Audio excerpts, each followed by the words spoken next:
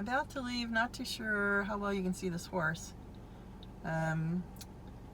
Well, you can see the horse's ass, obviously, but I hope you can see his face. There we go.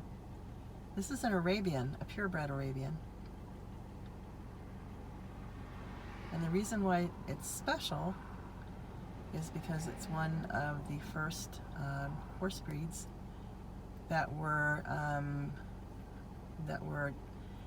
used by humans on the Arabian Peninsula.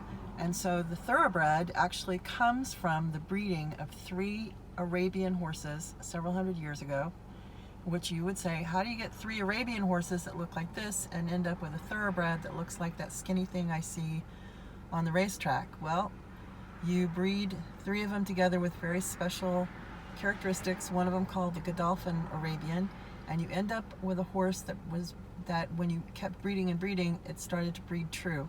And so it doesn't look like this in the face. It doesn't have that pretty dishy face. A thoroughbred doesn't. See how pretty that face is? But one thing about Arabians is they love to run, and they're very, very good at it, and they're also very flighty. And that term is really well used because with an Arabian, everything is a monster unless and until proven otherwise. And they were bred to have that attitude and to be fast and lean and very sure-footed. You could count on them, and they could run in sand and they could run on rock. They could run on anything. So they're a legacy from what is now Saudi Arabia. And they're also the legacy of the horses that end up on the track. I hate horse racing. I don't use the H word very often, but I really hate horse racing.